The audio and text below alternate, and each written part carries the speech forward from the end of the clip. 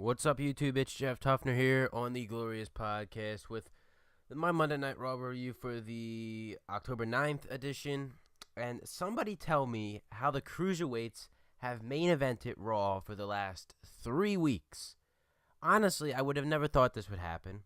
As bad as it's not even like the Cruiserweights got good. They just decided let's put them on 3 weeks in a row or whatever. I don't know. And it's actually, I'm not even going to lie to you. It actually hasn't been all that bad all 3 times they've done it. I thought the first time they done it when they did that segment, I thought that was great. The 3 weeks ago one, I thought that was good, a success. Last week was okay, and this week wasn't all that bad either. I mean, it was a solid match, and we got to see a title change.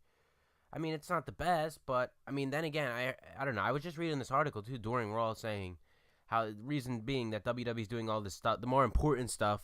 The more bigger things are happening in the beginning of the show rather than the end of the show is because of the way viewership has been over the past few months or whatever. They're getting more viewership in the opening of the show rather than the end. A lot of people are tuning out toward the end. So that's why we've been seeing a lot of main events and stuff going on around like 10 o'clock. And now we're seeing, like, we saw the Sheild reunite to open the show tonight. You know, you'd think logically that they would save that for the end of the show because you're probably like, yeah, that would get people to stick around the entire episode. People would all tune in. And then they would watch the entire show to see the Sheild reunite to close out the show.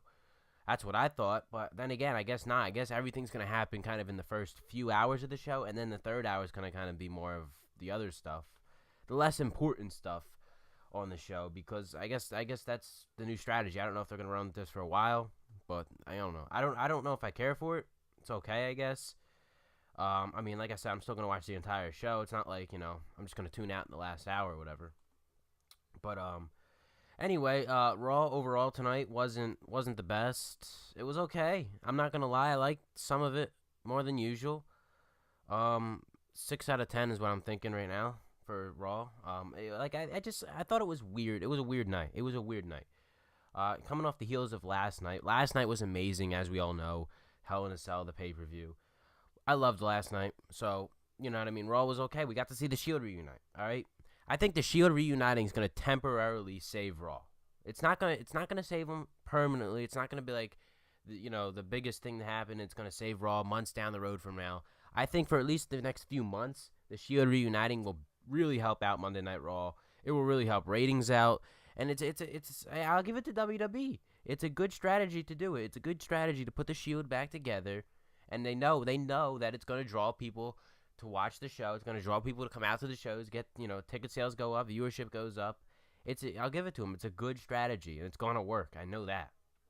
I personally, I'm happy to see the Sheild back together. It was kind of a surreal moment. I mean, I knew it was going to happen eventually. I didn't, you know what I mean? Like, we all knew it was going to happen eventually. There was no way they were going to go the rest of their careers not reuniting at least once.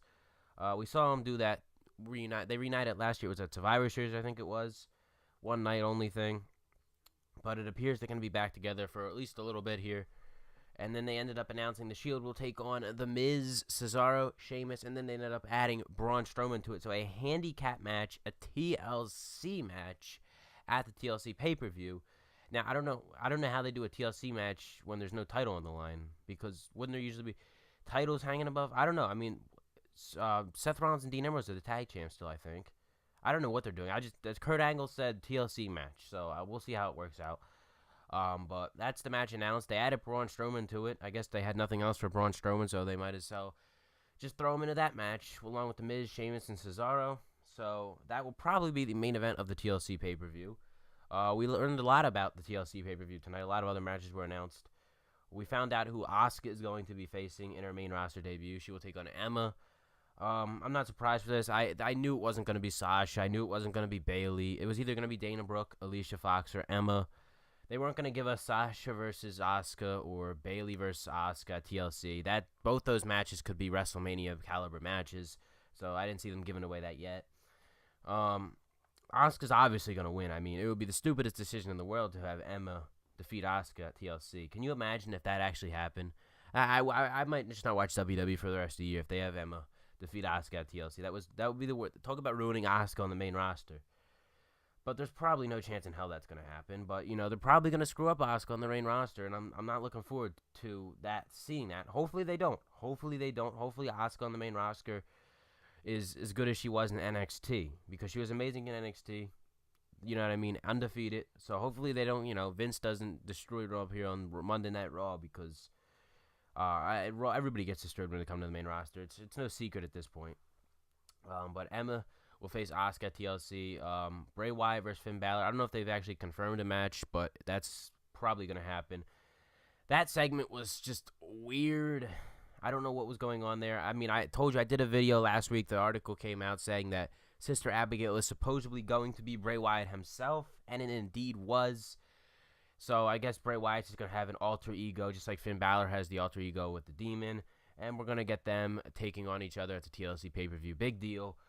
Because I don't care about this match. I said it. They should have ended this feud after SummerSlam, and then they dragged it into a pointless match at the No Mercy pay-per-view where it was man versus man. That was the whole gimmick. No there was no demon, none of that stuff. Just man versus man.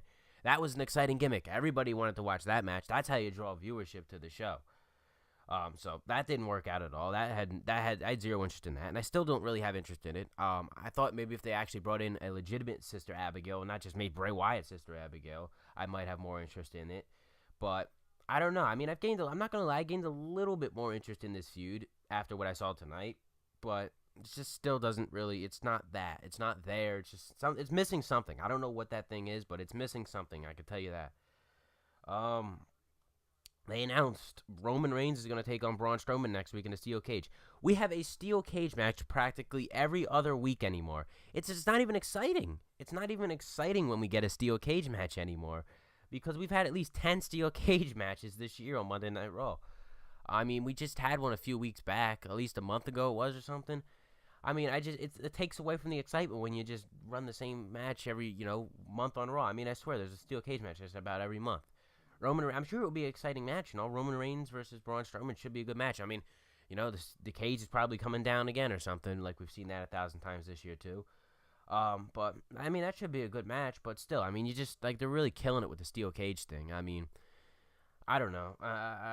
Like I said, it should be a good match. Who knows? They might even put it on at 10 o'clock based on the way they've been doing things lately.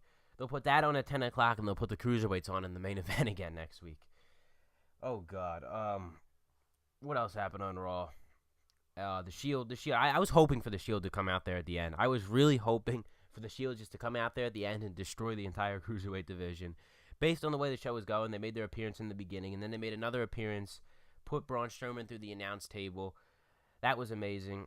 The new shirt. I love their new shirts. I haven't gotten a shirt from the WWE shop in a little bit, so I'm probably going to get that shirt. I looked at the shirt. They're charging like an extra $5 for it, so they know they're going to make big money off that shirt there. But I don't know. I like the Shield back together. I really do. I think it helps temporarily. I just think it's just not gonna work forever. You can't just run the same thing forever. You know what I mean? I don't know what it's gonna end up leading to. I mean, I know TLC is the upcoming pay-per-view and all, but I'm a little focused on Survivor Series. What are they gonna do with the Shield at Survivor Series?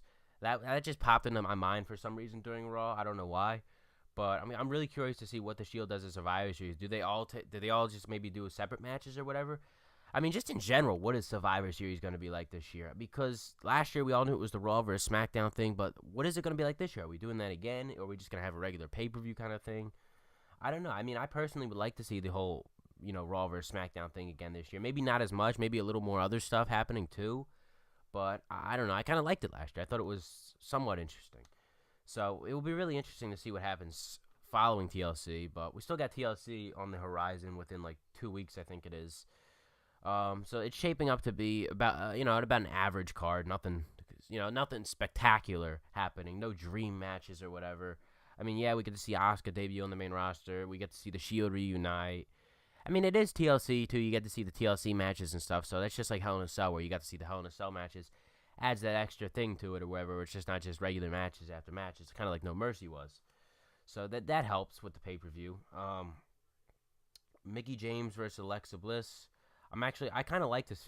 I've been saying it in the past weeks. I've been liking it, the build for this, and it continued tonight. I like their little segment they had on middle. It was about the middle of the show or whatever. It wasn't a bad segment. But I'm looking forward to it. Like I said, it's something different in the women's division. They're actually like doing something with Mickie James. She's been back with the company for about almost a year now, so they really haven't done anything with her. But I like how they're doing something different. And it's not Sasha versus Alexa or Bayley versus Alexa that we've seen them matches about 1,000 times in the last 4 months or whatever. So it's nice to see them finally do something different there. I hope that match is good because I'm actually looking forward to it, believe it or not. But I don't know if I don't think we're going to see a title change there, but I don't know. I mean, the question really is becoming how soon is it that Asuka will take that title? Because, once Asuka takes that title, she's going into WrestleMania with it. I think it's going to happen soon. It might even happen in Survivor Series, as soon as Survivor Series, for all I know. But I don't know. I'm looking forward. I really just hope they don't screw up Asuka on the main roster because she was so good in NXT that it's just and it just scares me seeing how they've done it on Raw with people and just really messed up people. So I really hope it's really bothering me that it could happen, that it could really mess up Asuka on the main roster. But I just hope they don't. Hopefully it's not that case and they do good with that. Kalisto won the Cruiserweight title. Thank God Kalisto won the Cruiserweight title because I don't know. I don't know. I don't even care, to be honest, because the Cruiserweight division, they're really trying to push it, as you could tell by putting it in the main event the last 3 weeks, especially since Enzo Amore. I mean, you could say what you want about Enzo Amore, but ever since he's come to the Cruiserweight division, what have they done? They've main evented Raw the last 3 weeks. So clearly, it's been a success with him in the Cruiserweight division. He's kind of playing the heel. He's like the only heel, sort of. Not really, though. But they kind of put the whole Cruiserweight division up against him, in a way. I don't know. They made it seem, you know what I mean? They made you really kind of get behind Kalisto to want him to win the title tonight. I was behind him. I wanted him to win it. So congratulations to him on winning the title. I don't know what they're going to do with the Cruiserweight division, I'll be honest with you. I guess we'll just see a rematch at TLC. Who the hell knows? Maybe a ladder match. I don't know. I'd like to see a ladder match. That would be, that would make sense for the Cruiserweights. A ladder match for the Cruiserweight title between Kalisto and Enzo. That would be nice. I mean, it is TLC. I mean, I hate when they do, like, pay-per-views with, like Hell in a Cell, for example, or TLC, and they, do, like, one match that actually has, like, the name of the pay-per-view in it.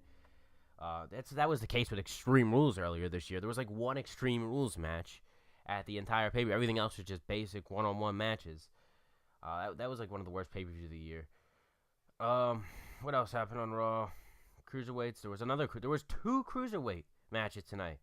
I just noticed that. There were Cruiserweights. It didn't even pop in my head until now when I'm looking at the results right here. There was Brian Kendrick and Jack Gallagher taking on Mustafa Ali and Cedric Alexander. I honestly forgot about this match, but there were 2 Cruiserweight matches tonight. So the Cruiserweights they're really pushing the Cruiserweights. They're really pushing the Cruiserweights. Now, they're giving them multiple segments on the show.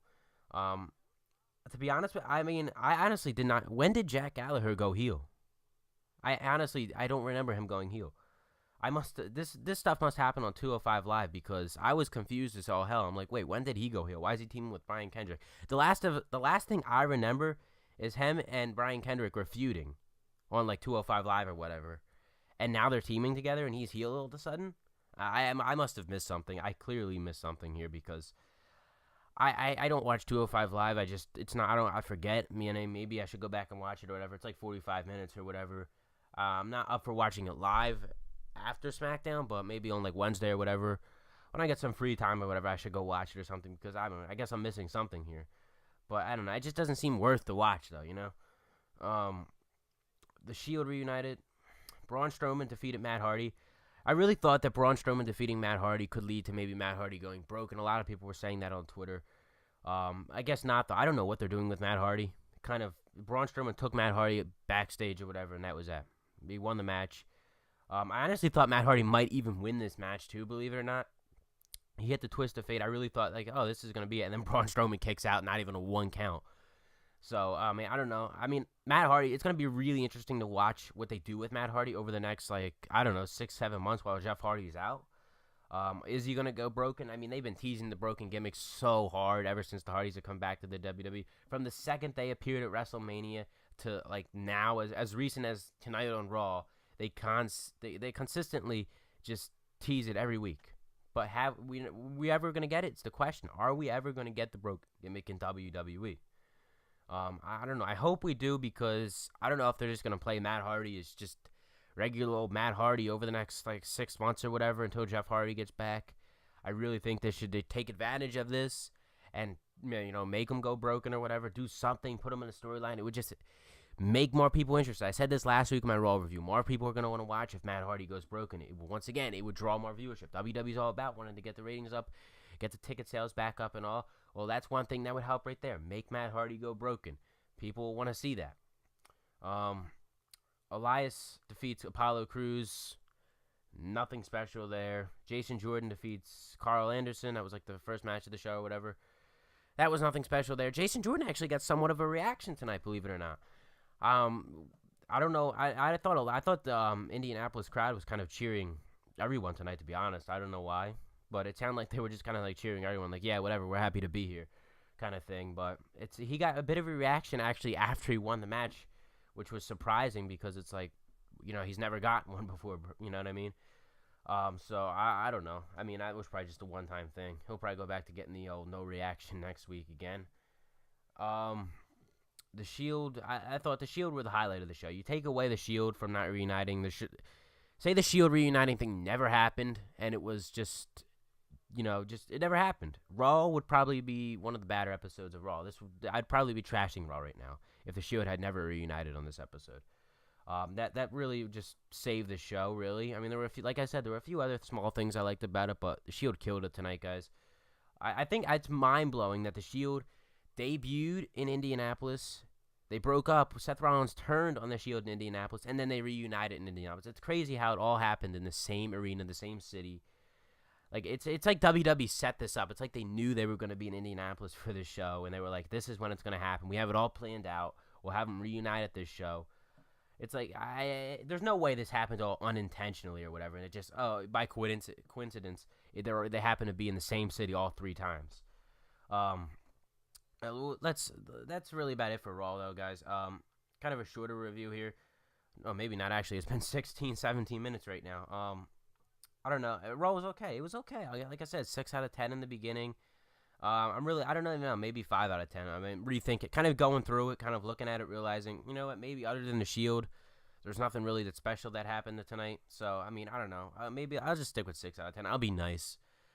But 6 out of 10 for Raw. Let me know what you guys thought of Raw down in the comment section below. What did you guys give it out of 10? Let me know down there.